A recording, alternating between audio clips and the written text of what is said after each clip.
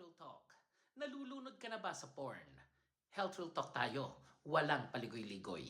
Sa panahon ngayon, ang porn ay mas madaling ma-access kaysa sa tubig.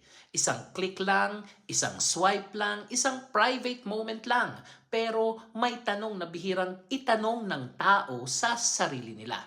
Nalilibang ka lang ba o nalulun ka na? Ang tahimik na adiksyon ng panahon ngayon. Hindi ito pinag-uusapan sa hapagkainan. Hindi ito binabanggit sa meeting. Hindi ito pinopost sa Facebook. Pero napakaraming tao ang nahuhulog sa tahimik na cycle. Stress, bored, manonood, temporary relief, guilt, repeat. Unti-unti ang utak ay nasasanay sa instant pleasure. At kapag nasanay ang utak sa instant stimulation, nagbabago ang wiring nito. Ang problema sa unlimited pleasure, ang porn ay parang fast food ng dopamine. Madali, mabilis, pero kapag sobra, may epekto. Kapag palaging mataas ang stimulation ng utak, bumababa ang satisfaction sa totoong relasyon. Naghahanap ng mas extreme content ang utak. Nawawala ang excitement sa normal intimacy. Nagiging routine na lang ang panonood.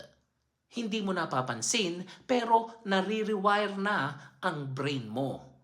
Ang masakit na katotohanan, may mga taong may partner pero mas pinipili ang porn. May relasyon pero emotionally detached. May intimacy pero hindi na satisfied. Hindi dahil kulang ang partner, kundi dahil nasobrahan ang artificial stimulation. Health Real Talk. Subukan mong sagutin ito ng tapat sa sarili mo.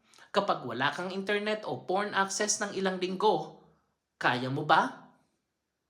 Kung ang sagot ay parang mahirap, maaaring may konting adiksyon na nag-uumpisa na.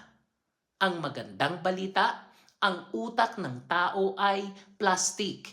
Ibig sabihin, kaya nitong mag-reset. Kung babawasan mo ang stimulation at ibabalik ang focus sa tunay na relasyon, physical activity, purpose at productivity, emotional connection, unti-unting babalik ang natural balance. Health Real Talk. Hindi lahat ng nanonood ng porn ay addict. Pero kapag ang porn ay nagiging escape sa problema, kapalit ng intimacy o routine na hindi mo na makontrol, panahon na para magtanong. Sino ba talaga ang may control? Ikaw o ang screen? Health Real Talk reminder. Ang tunay na kaligayahan ay hindi lang instant pleasure. Ito ay koneksyon, respeto, disiplina, at tunay na relasyon. Ako po si Arlene para sa Health Real Talk. Have a nice day, everyone.